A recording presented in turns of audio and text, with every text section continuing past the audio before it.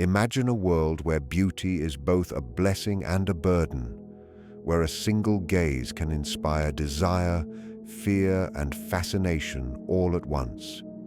Picture a young woman whose very presence unsettled the hearts of a city, whose existence became a mirror reflecting the deepest desires and darkest shadows of society. She was admired, envied, and constrained, yet even in chains, her spirit spoke of resilience, mystery, and the enduring power of the human soul.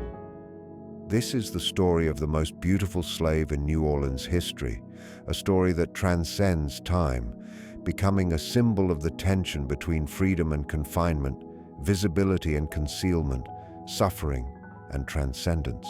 From the moment she entered the world, her beauty was not merely a personal trait but a force that rippled through the social and psychic landscape of her time. It was a beauty that could not be contained by the walls of her physical confinement, a radiance that seemed to challenge the very structures that sought to oppress her. In her face, in the subtle curve of her features, in the depth of her gaze, lay the power to evoke fascination, desire, and fear.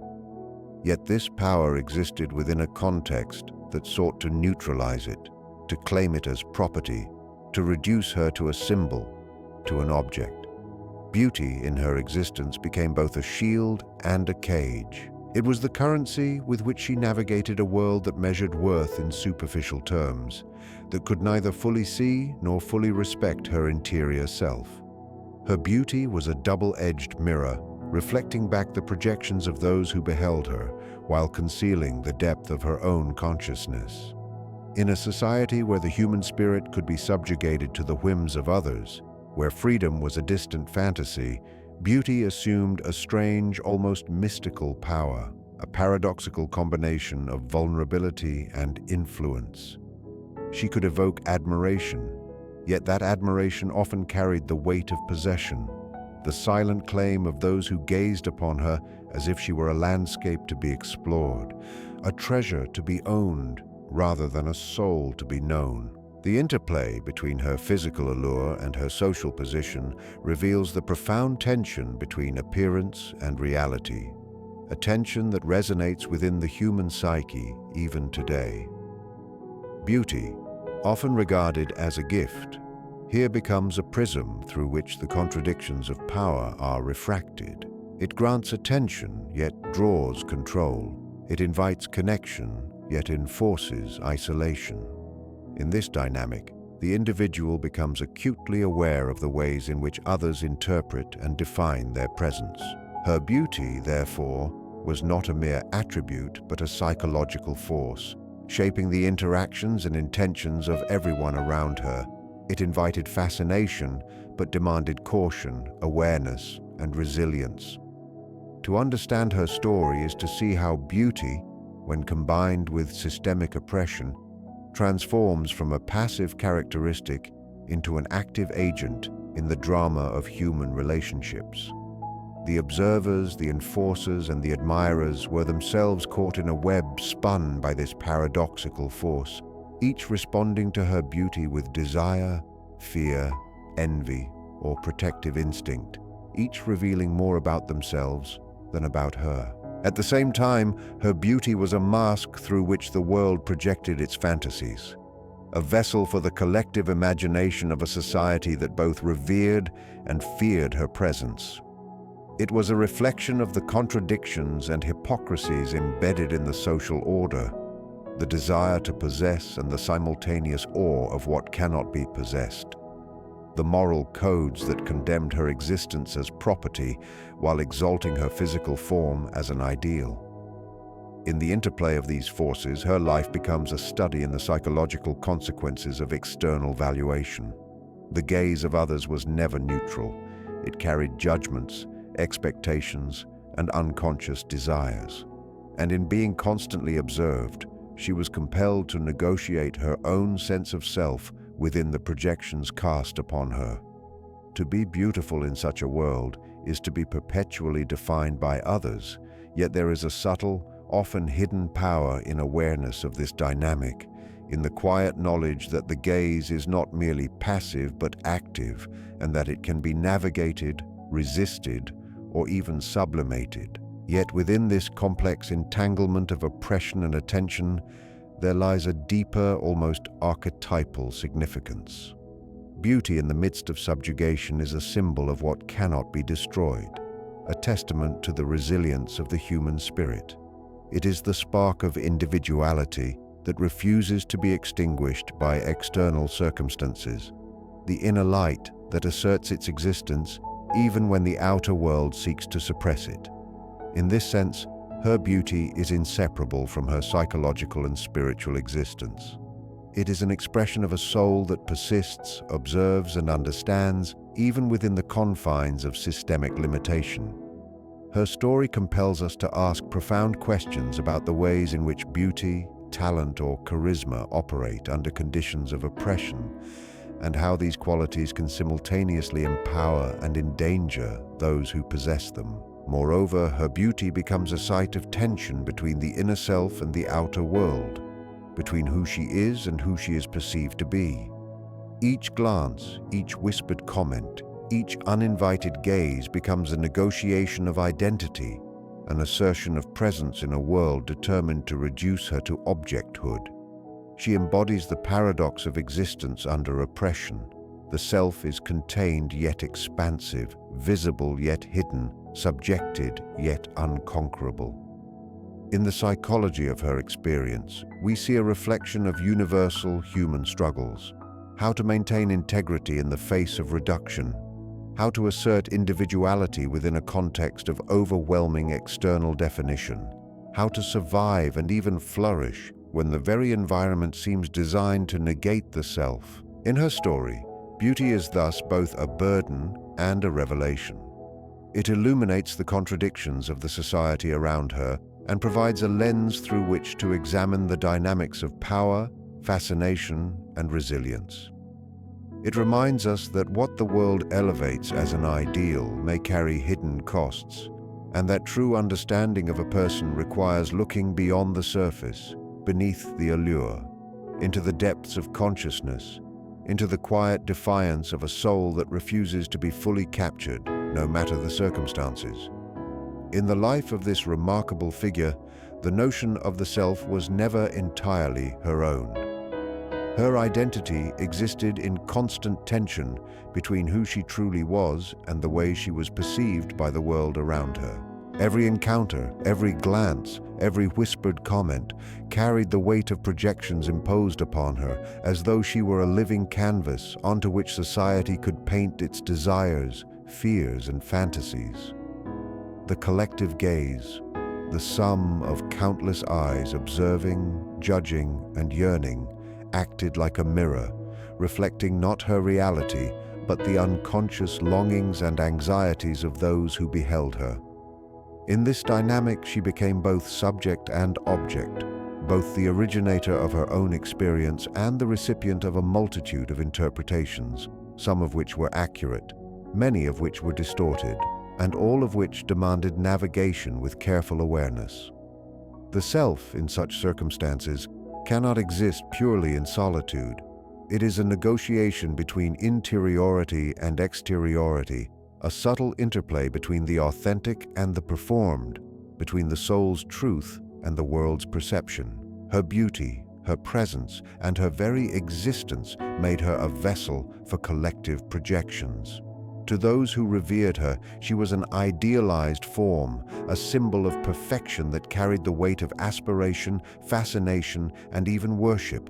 To those who envied or feared her, she was a threat, a reminder of power and freedom that the social order could not entirely contain. Each interaction with others became a complex dance of recognition and misrecognition. She was never fully free to simply be herself. Her behavior, her expressions, her very gaze were interpreted, dissected, and absorbed into the psyche of the observer.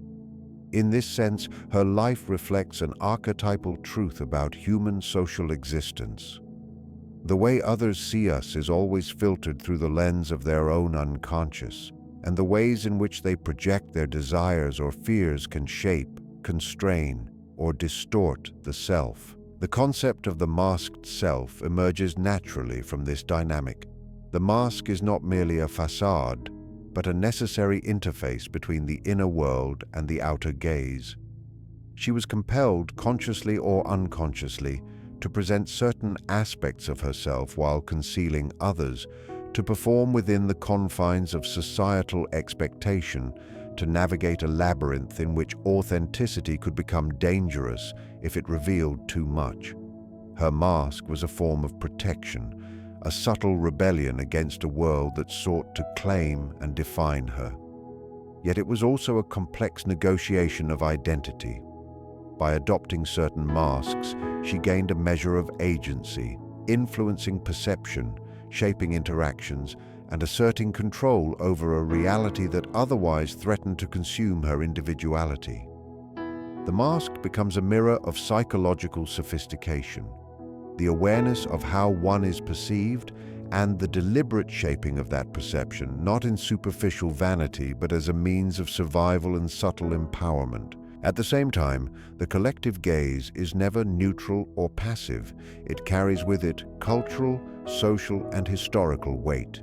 In her life, it was informed by the structures of slavery, the aesthetics of beauty, and the moral contradictions of society. Every observer, whether slaveholder, passerby, or sympathetic witness, approached her with preconceptions that were themselves informed by centuries of social conditioning and unconscious bias. Their gaze was a psychological force capable of both harm and fascination. It defined limits, imposed roles, and even dictated behavior, while simultaneously revealing the observer's own shadows, the envy, fear, longing, and desire they carried but could not fully acknowledge. Her existence, in this sense, became a lens through which the inner life of the society itself could be examined, as her very being elicited reactions that were more about the observers than about her. This dynamic creates a profound tension within the individual psyche. The self must navigate between authenticity and survival, between revealing truth and concealing vulnerability. In her experience, the inner world was a sanctuary, a space where she could retain sovereignty over her identity, while the outer world demanded adaptation, performance, and constant awareness. The mask and the gaze together form a psychological interplay. The mask mediates the gaze, protecting the self from total consumption, while the gaze shapes the mask, compelling the individual to respond to the unconscious demands of others. It is a dance of light and shadow, reflection and concealment, power and vulnerability. Yet there is a deeper, almost mythic resonance in this tension. Archetypally, she embodies the figure of the individual caught between personal truth and collective expectation, a motif that recurs across cultures, times, and stories. She represents the universal struggle of the self to assert its reality amidst the pressures of society, of consciousness to endure the projections of the unconscious that others cast upon it. Her beauty, her presence, her singularity amplify this archetypal role, transforming her not merely into a historical figure, but into a symbol of the human struggle to maintain identity in the face of overwhelming external definition. Her story reminds us that the self is both private and social, both hidden and revealed, both fragile and resilient. It compels reflection on the ways in which society's gaze can wound, constrain, or inspire, and on the ways in which an individual, even in conditions of extreme limitation, can cultivate inner freedom and psychological sovereignty. The mask is not simply concealment, but a tool, a form of engagement with reality that allows for subtle influence, survival, and even transformation. The gaze is not merely observation, but a reflection of the collective unconscious, revealing as much about the observers as it does about the observed. In her life, this interplay between mask and gaze, between inner truth and external projection, illuminates the profound complexities of human existence. the delicate balance between vulnerability and power, and the enduring mystery of identity in a world that constantly seeks to define it. Her life, bound by the brutal reality of slavery, presents a paradox of freedom and confinement, not merely as physical states but as conditions of the psyche. In a society structured to reduce human beings to property, the notion of freedom becomes an inner struggle, a terrain of consciousness rather than a matter of legal status. She was physically confined, her movements dictated, her choices limited, her body owned by others. Yet, within this imposed restriction, there existed the untouchable realm of the mind, the sanctum of imagination and introspection, where the self could exert sovereignty even when the body could not. This duality, the external imposition of limitation against the inner capacity for liberation, illustrates the profound truth that human freedom is not merely the absence of chains, but the presence of consciousness, of awareness, of the ability to navigate life with subtlety and insight. Her beauty, her intelligence, and her awareness became instruments in this inner negotiation, means through which she could exert influence and retain a sense of dignity despite the overwhelming constraints of her environment. The tension between freedom and confinement is expressed not only in the physical realm, but in the emotional and social dimensions of existence. To be observed, desired, and objectified is to exist in a form of psychological confinement, where the self is constantly evaluated, judged, and interpreted according to external criteria. Yet within this dynamic, there is room for subtle autonomy. Every choice she made, whether in the smallest gesture, the turn of a head, or the fleeting expression of emotion, could assert a degree of agency, a quiet rebellion against the forces that sought to contain her.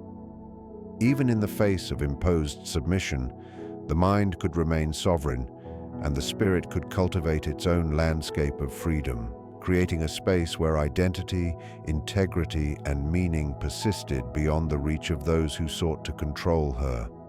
The interplay between constraint and autonomy becomes a psychological drama, a tension that tests resilience, cultivates awareness, and reveals the depths of the human capacity for inner liberty. This paradox also extends into the temporal and narrative dimensions of her experience. Every day, every interaction, every imposed limitation carried with it the weight of confinement. Yet within each moment existed the potential for psychological liberation. Memory, imagination, and reflection became tools of transcendence, mechanisms through which she could inhabit a reality that extended beyond the immediate boundaries of her social and physical context.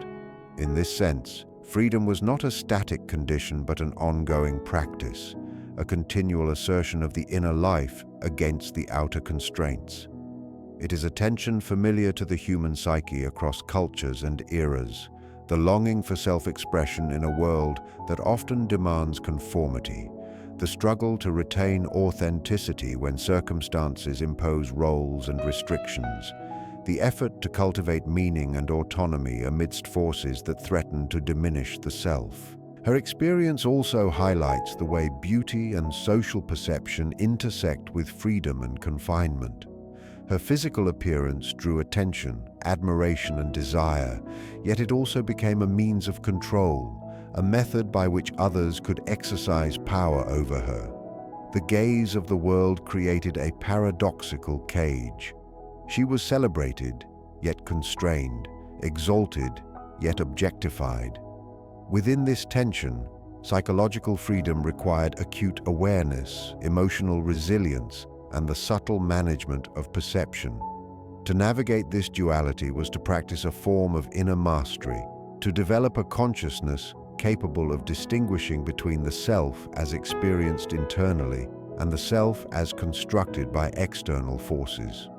In doing so, she could assert a kind of freedom that, though invisible, was potent, a resistance that existed beyond physical limitation, a sovereignty of mind and soul that could not be entirely restrained by chains, walls, or societal expectations. The archetypal significance of this duality is profound. Across cultures and narratives, the figure of the confined yet spiritually liberated individual represents the tension between material constraint and the immortality of the soul, between the finite and the infinite. Her life embodies this archetypal motif, illustrating that the human spirit can endure, flourish, and even influence the world within the narrowest confines, that consciousness itself is a form of emancipation, and that the pursuit of inner freedom is one of the deepest human quests.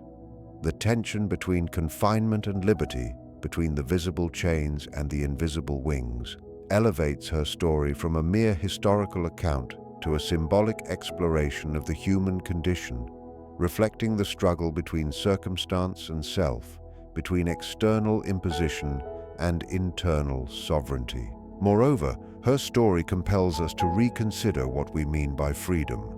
Is freedom merely the absence of physical restraint, or is it the presence of self-determination, the ability to choose one's psychological stance, the capacity to cultivate awareness and integrity even under extreme limitation? In her life, freedom and confinement coexist, interweaving and shaping one another. Confinement sharpens the mind, cultivates subtlety, and forces a negotiation between desire and reality. Freedom, in turn, is enacted in the consciousness, a space where choice, reflection, and self-possession can flourish, despite the overwhelming presence of external control. The interplay between these two states reveals the profound depth of human experience, illustrating that even in the harshest conditions, the soul can assert its existence, its creativity, and its resilience. Her experience illuminates the psychological truths of all who have faced restriction, oppression, or societal expectation. It demonstrates that freedom is not merely an external fact, but an inner achievement, that liberation is as much a matter of perception and consciousness as it is of circumstance, and that the human spirit possesses a remarkable capacity to navigate, negotiate, and transcend the constraints imposed by others.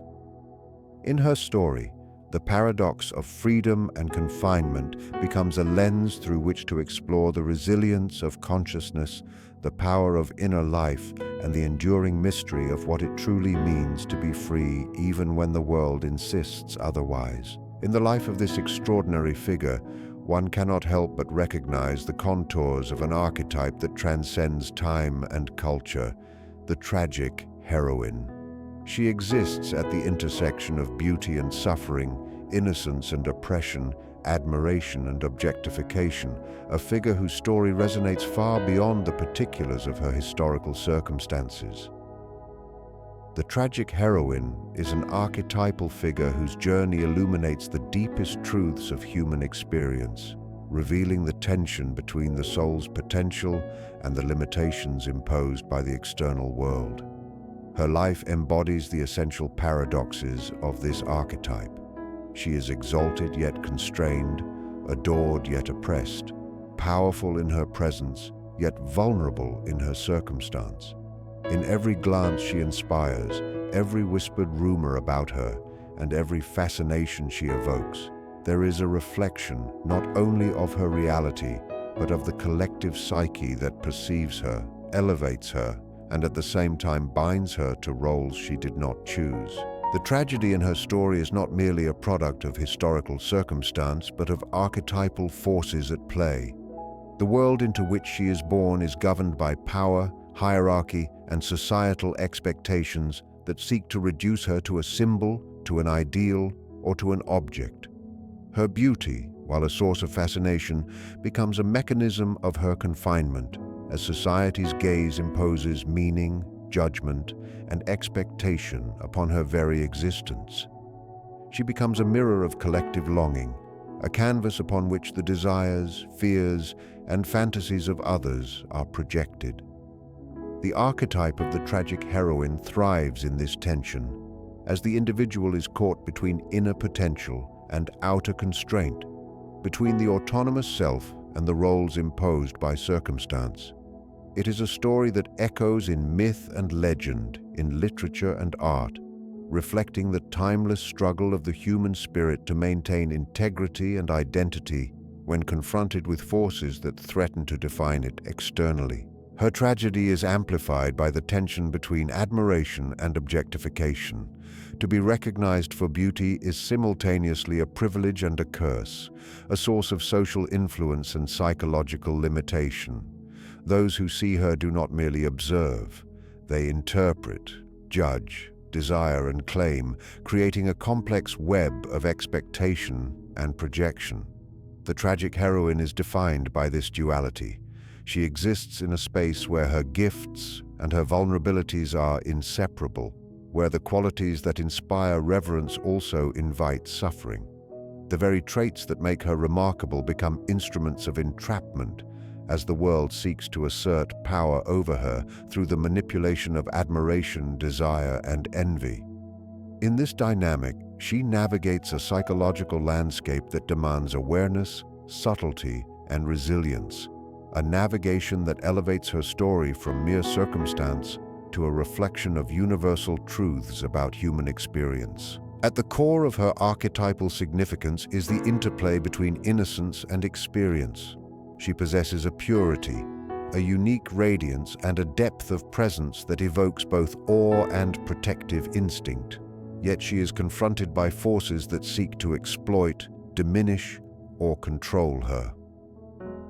This juxtaposition mirrors the essential structure of the tragic heroine, the confrontation between what is authentic, valuable, and luminous within the self, and the harsh, often cruel realities of the external world. Her beauty, intelligence, and spirit are gifts, yet they place her in a position of vulnerability as the world reacts not only to her, but to what she represents, a reminder of ideals, potential, and aspirations that the social order cannot accommodate. The tragedy is thus not merely in the suffering she endures, but in the existential tension between what she embodies and what society allows her to express or inhabit. Her life also illuminates the archetypal role of the tragic heroine as a catalyst for reflection, empathy, and transformation in those who witness her. The stories of her trials and triumphs, her beauty and her suffering, elicit responses that reveal the shadows and desires within the observers themselves. She becomes more than a person. She becomes a symbol of moral complexity, of the fragility and resilience of the human spirit, and of the interplay between light and shadow within every society. In this sense, the tragic heroine serves as a mirror, reflecting back to the world not only the limitations of circumstance, but the possibilities of empathy, courage, and insight. Her story is both personal and collective, an individual life that carries archetypal weight, connecting the particularities of her experience to the universal patterns of human existence. Furthermore, the tragic heroine embodies resilience in the face of overwhelming odds. Even as her beauty and presence invite fascination and danger, she maintains a subtle, often invisible, autonomy. She negotiates the terms of her existence, asserting inner freedom in ways that may not be visible to the external observer, yet are potent in their psychological and symbolic significance. Her endurance transforms suffering into insight, objectification into subtle influence, and limitation into a space for the cultivation of consciousness. This resilience is a defining feature of the archetype, the ability to maintain integrity, identity, and presence even when the external world seems determined to diminish or consume the individual. Her story also evokes reflection on the universal themes of admiration, desire, morality, and social constraint. The tragic heroine is not merely admired, she challenges the observer to confront questions of justice, value, and human dignity. Through her existence, the collective is asked to recognize both its fascination with beauty and its complicity in perpetuating suffering. Her life becomes a symbol of moral tension, of the interplay between external appearance and inner reality, and of the ethical responsibilities of those who witness and respond to human brilliance and vulnerability. In embodying the archetype of the tragic heroine, she becomes more than a historical figure. She becomes a symbolic narrative, a psychological mirror, and an emblem of the human struggle to assert identity, integrity, and meaning amidst the trials imposed by circumstance. Her story resonates with the timeless patterns of myth and legend, reflecting both the vulnerability and the transcendence of the human spirit, illuminating the delicate balance between suffering and beauty, constraint and autonomy, admiration and objectification, and showing how even within tragedy, the soul's radiance can endure, inspire, and transform the consciousness of those who encounter it. Her story does not reside solely in the past. It persists in the interplay between memory and history, in the spaces where collective recollection and cultural narrative intertwine. Memory, both personal and collective, functions as a psychic repository, preserving not only events, but the emotional and symbolic resonance that accompanies them. In her case, memory becomes a mirror in which the shadows of history are reflected, revealing the hidden structures of power, desire, and fear that shaped her life and continue to shape the way her story is remembered. To remember her is not merely to recount historical facts, but to engage with the lingering psychological imprint of oppression, beauty, and social fascination. Her life, long after its temporal end, continues to speak to the unconscious, challenging the collective mind to confront both what is celebrated and what is suppressed, both what is seen and what remains hidden in the shadow of cultural consciousness. History in this context is not a neutral record, but an interpretive framework, a narrative constructed by those who have the power to record and preserve. Her presence in historical texts, archives, and oral traditions reflects not only her reality, but also the biases, values, and blind spots of the society that documented her. She exists simultaneously as a figure of fascination and as a lens through which the moral, aesthetic, and social contradictions of her era are projected. The stories that endure are often those that speak to the desires, fears, or ethical dilemmas of the recorder. And in this interplay, memory and history become intertwined with the unconscious forces of culture. To examine her legacy is to confront the ways in which history is constructed, the selective attention it enforces, and the shadows it casts, those unrecorded, silenced, or distorted aspects of reality that reveal as much about the society as about the individual. The shadow of the past is central to understanding her continuing resonance. In Jungian terms, the shadow represents the parts of the self or collective psyche that are denied, suppressed, or unacknowledged, yet exert influence over perception and behavior. Her life is surrounded by shadows, the moral contradictions of a society that enslaved human beings while admiring certain forms of beauty, the silences surrounding the lived experience of pain and resilience, and the unspoken acknowledgement of desires, fears, and projections that shaped every interaction. These shadows persist in memory, haunting the collective consciousness as reminders of both human cruelty and human fascination. To engage with her story is to confront these shadows, to illuminate the hidden dynamics of social perception, power, and ethical responsibility, and to recognize the ways in which the past continues to influence the present. Her presence in historical memory is also deeply symbolic. She becomes a repository for cultural anxieties and aspirations, a figure in which admiration and discomfort converge. Her beauty and suffering are remembered not merely as biographical facts, but as archetypal motifs, representing the tension between potential and limitation, visibility and invisibility, individuality and collective interpretation.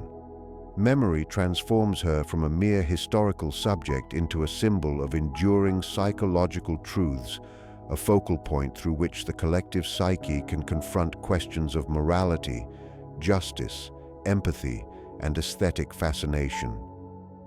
In this way, her life is both personal and mythic, bridging the particularities of her lived experience with universal patterns that continue to resonate across time and space. The act of remembering her also engages the observer in a psychological dialogue with history.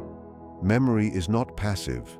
It requires interpretation, emotional engagement, and reflection. To recall her story is to confront the ethical complexities of a society that both admired and oppressed, to witness the interplay of beauty and power, and to grapple with the enduring consequences of social hierarchies and systemic injustice. In this sense, memory functions as a moral and psychological exercise, compelling the observer to move beyond superficial curiosity and to engage with the deeper currents of human behavior, unconscious bias, and cultural projection. Her story, preserved in memory, becomes a conduit through which the collective conscience can be examined, questioned, and refined, a reminder that history is never neutral and that memory carries with it both responsibility and opportunity for insight. Her life also demonstrates how memory shapes identity, both personal and collective. The details that survive, the images that endure, and the interpretations that are circulated all contribute to the construction of her presence in the present consciousness. Memory allows her to transcend temporal and spatial boundaries, to continue influencing thought, emotion, and imagination long after the constraints of her physical existence have ended. In this way, she occupies a liminal space between history and myth, between reality and symbol, between the documented and the unconscious. The shadow of the past, therefore, is not merely a reminder of suffering or injustice, but a source of insight into the structures, biases, and unconscious drives that shape human societies and individual psyches alike. Through memory and historical reflection, she becomes a vessel for understanding not only the conditions of her time, but the enduring patterns of human fascination, admiration, oppression, and ethical tension.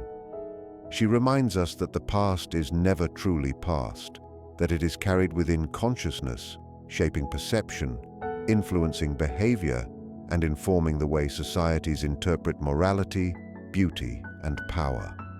The shadows she leaves behind are invitations to engage with history psychologically, to see beyond surface events, and to recognize the deep, often uncomfortable truths that linger in the collective mind.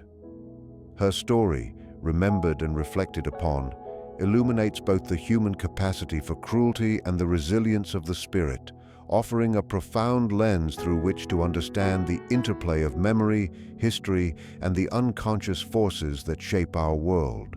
Her story does not merely exist as a sequence of historical events, but as a living narrative that transcends the boundaries of time, culture, and circumstance, entering the realm of myth and archetype, where the human psyche finds meaning, reflection, and insight. Narrative has the power to transform the raw facts of existence into something greater, to elevate individual experience into a symbolic story that resonates across generations. In her case, the events of her life, the beauty that captivated observers, the suffering imposed by oppression, and the resilience she demonstrated all coalesce into a narrative that exceeds mere biography and enters the domain of the symbolic, where the human mind can recognize deeper truths about struggle, identity, morality, and consciousness. Through narrative, her life is not only recounted but interpreted, internalized, and mythologized, allowing her presence to transcend the limitations of time and space, becoming a vessel for collective reflection and understanding. Myth, in this sense, functions as the psychic scaffolding through which human experience is given coherence and significance. Her story embodies archetypal motifs: the beautiful and tragic figure, the oppressed individual navigating forces beyond their control, the tension between vulnerability and influence, the confrontation between inner strength and external limitation that recur across cultures and historical contexts. By situating her life within this archetypal framework, narrative elevates her from the role of a historical subject to that of a symbolic figure whose experiences illuminate universal patterns of the human condition. Her story becomes a mirror not only of the era in which she lived, but of the enduring dynamics of power, perception, identity, and resilience that define the human psyche. In this way, the narrative itself becomes a vehicle for transcendence, allowing her to speak beyond the confines of her temporal and social reality. Transcendence through narrative also engages the observer in a psychological and moral dialogue. The act of hearing, reading, or reflecting upon her story is not passive. It requires empathy, contemplation, and recognition of the forces at play within both her life and the collective consciousness. Through narrative, she becomes a teacher, a symbolic guide, and a mirror, reflecting both the beauty and cruelty inherent in human society. Her struggles and triumphs serve as archetypal lessons, illuminating the ways in which individuals navigate adversity, assert identity, and maintain integrity in the face of overwhelming external pressures.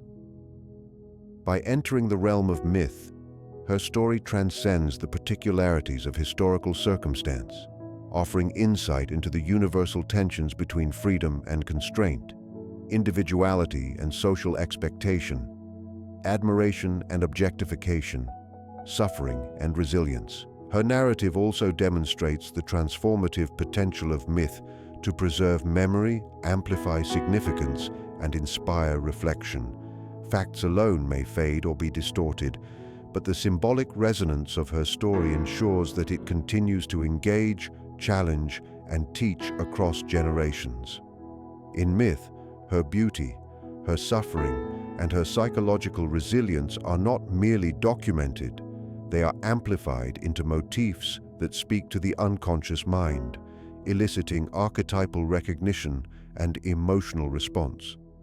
She becomes a symbol of resilience, of the capacity to maintain integrity and presence amidst the constraints of circumstance, and of the enduring human ability to find meaning in suffering and beauty. Her narrative thus functions as a bridge between the particular and the universal, between historical reality and psychological truth, between the ephemeral and the enduring. Moreover, myth allows for a form of immortality that transcends physical life. While her body and her immediate social context were bound by time and geography, the narrative that surrounds her life persists, evolving as it is told and retold, interpreted and reinterpreted by successive generations. Through this process, she becomes more than an individual. She becomes an emblem, a symbolic figure through whom collective consciousness can explore complex psychological, moral, and ethical dynamics. Her story becomes a site of reflection on the interplay between beauty and suffering, power and vulnerability, individuality and social expectation, and the intricate dance between freedom and confinement.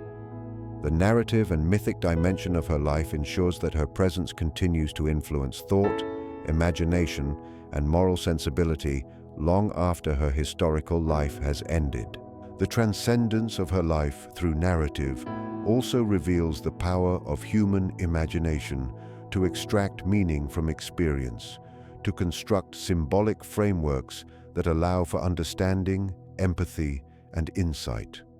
Her story, mythologized through narrative, becomes a lens through which the collective psyche examines its own shadows, the desires, fears, and unconscious projections that shape human perception and behavior. Through narrative, she is not merely remembered. She is engaged as a psychological force, a symbol of endurance and insight, a figure whose presence invites reflection on the deepest currents of human experience. The myths that arise around her life illuminate the universal patterns of human struggle, the archetypal conflicts between the self and society, and the enduring quest for meaning amidst suffering. Finally, the transcendence achieved through narrative and myth underscores the inseparability of story, psyche, and collective consciousness. Her life is transformed into a living narrative that continues to resonate because it engages not only historical understanding, but psychological insight, ethical reflection, and archetypal recognition. In myth, she becomes a guide, a mirror, and a symbol, allowing the human mind to explore the profound interplay between limitation and potential, vulnerability and strength, suffering and meaning. Through the power of narrative, her story moves beyond the boundaries of the temporal and the physical, entering the realm of the eternal, where individual experience illuminates universal truths and the human spirit encounters both reflection and transcendence. Her life reminds us that history is never merely a record of events. It is a reflection of collective consciousness, a canvas upon which society projects its fears, desires, and ideals. In the tension between beauty and oppression, between inner freedom and outer constraint, she embodies the archetype of the tragic heroine, revealing both the cruelty and the resilience inherent in the human spirit. Through memory, her story illuminates the shadows of the past, showing how the echoes of injustice and fascination continue to shape the present. Through narrative and myth, she transcends the limitations of her own existence, transforming into a symbol that speaks to universal truths about identity, morality, and the pursuit of meaning amidst suffering. Her story challenges us to look beyond surface appearances, to confront the shadows within society and ourselves, and to recognize the power of consciousness, reflection, and inner autonomy. In remembering her, we do more than recount history. We engage with the enduring mystery of the human soul, the paradox of freedom and confinement, and the timeless dance between beauty, tragedy, and transcendence,